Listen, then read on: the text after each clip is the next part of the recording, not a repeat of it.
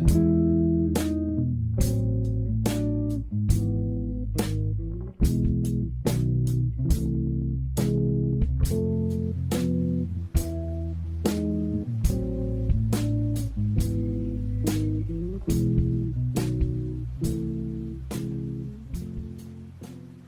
ora, I'm Erin J. Doyle. Welcome to my channel in day 7 of NaNoWriMo.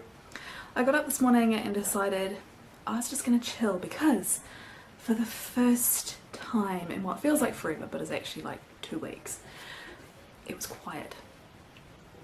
Obviously, if you've seen yesterday's vlog, my neighbours were painfully loud all day.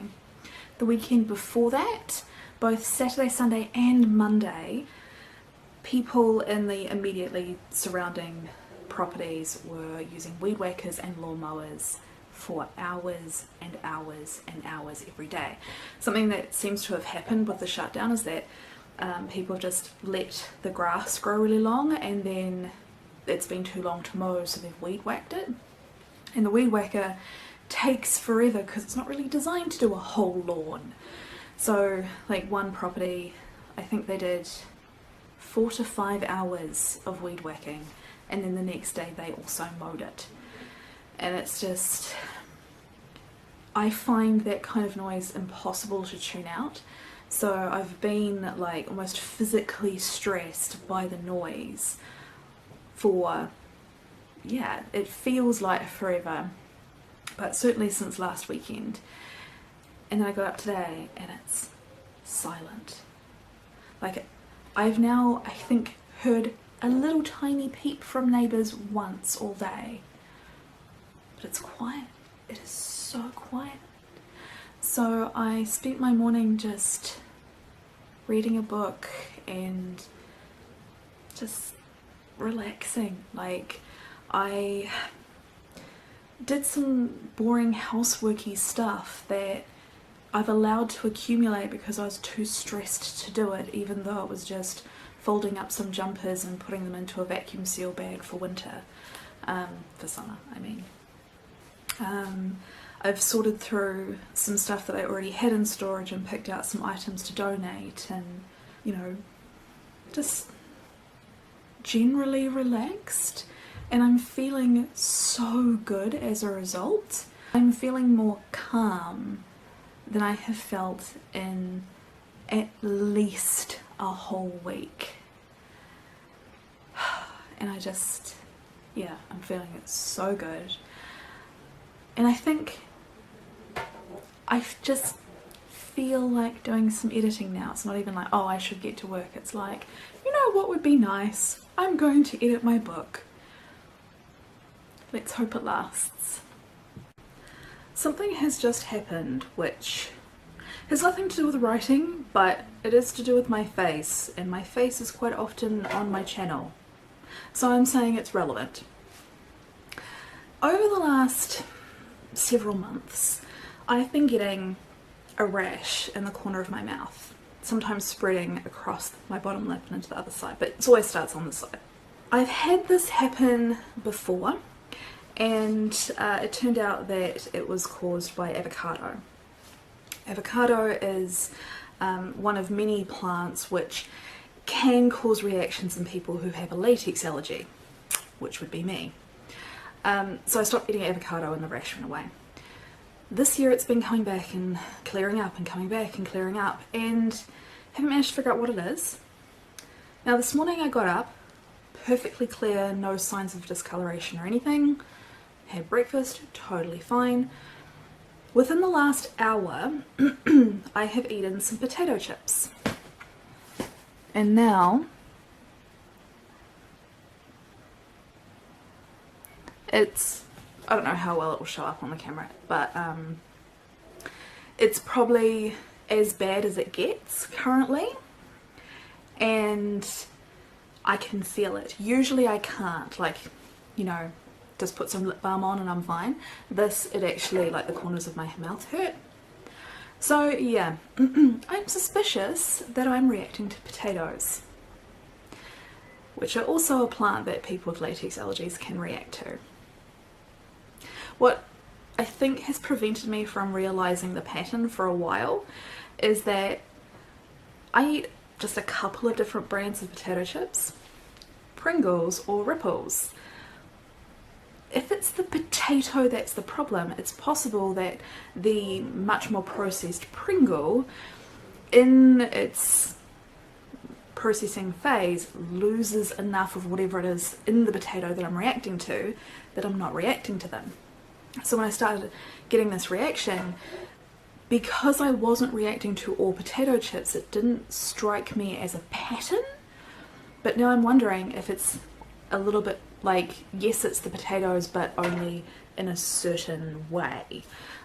So I think what I need to do, because I am a scientist, is wait for this to completely clear up, and then I'm gonna eat straight potatoes, like cooked and shit, but like not potato chip form. And if I react again, then that confirms that it's the potato as opposed to an additive, because that's the other possibility. It could be that Pringles don't use a seasoning or a preservative that Ripples do, and that it's that additive that I'm reacting to. So I need to figure out if it's an additive or the potato itself. So yeah, we might be on the verge of discovering that I can never eat potato chips again. Unless they're Pringles, apparently. Although now I'm starting to wonder if maybe I have been reacting to Pringles, but not noticing like a clear thing, because I've eaten other foods really close to when I've eaten them, so it hasn't been a clear thing. Anyway, so yes, contemplating health consequences of my snack choices. I may just have to eat only candy for snacks. I just finished editing chapter 47, so I have 4 chapters left to edit. I know I have said something like this before, but I think all of the harrowing, emotionally difficult dialogue is now done. I think. Of course I said that in the last video, and then like 2 minutes later, tears! I just edited that out, but yeah, the tears. It is currently 10 to 5.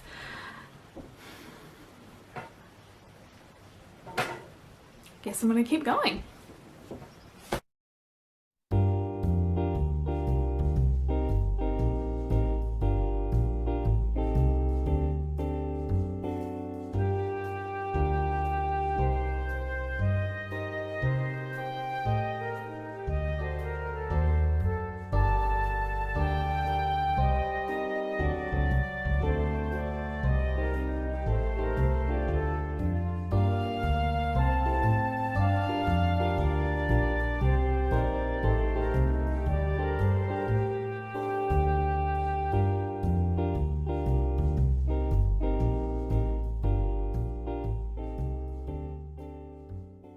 It's now 8 PM and I've been looking at the last few chapters that I've done. I'm now at the end of 48, so I've only got 3 chapters left to go, so it feels like I'm on track.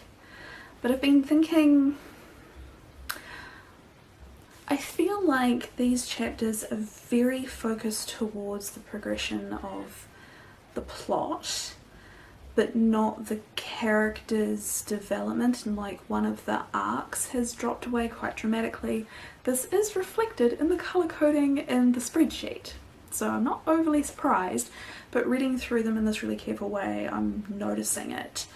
So I have made a list, and it is longer than I would like, of things that I need to add in throughout the book to kind of bolster that part of the story, because if I don't,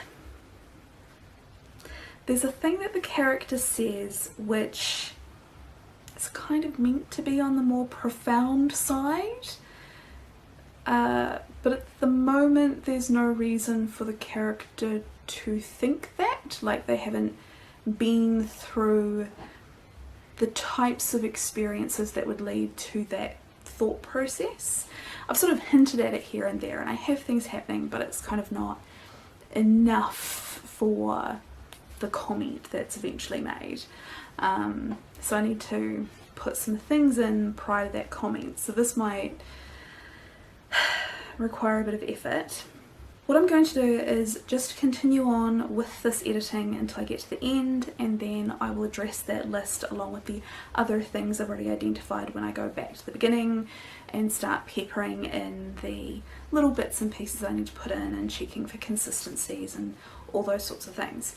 Most of these are quite almost discrete conversations that the character has to have, so I'm hoping it won't require rewriting things that exist to try and like shoehorn in specific moments of learning. It might just be putting in an extra scene here and there. I'm hoping. I don't know. I feel like I shrug and say I don't know. I don't know if that makes sense. The coherency is medium at best. At any rate, I'm going to end the vlog here so I can get to editing the footage, and then I will, if I have time, also move on to editing of chapter 49. So close to the end. So close. If you've enjoyed this video, don't forget to leave it a like, leave a comment letting me know how your NaNoWriMo is going, and if you're new around here, maybe consider hitting subscribe and ringing that bell so you can stay up to date, and I'll see you tomorrow. Bye!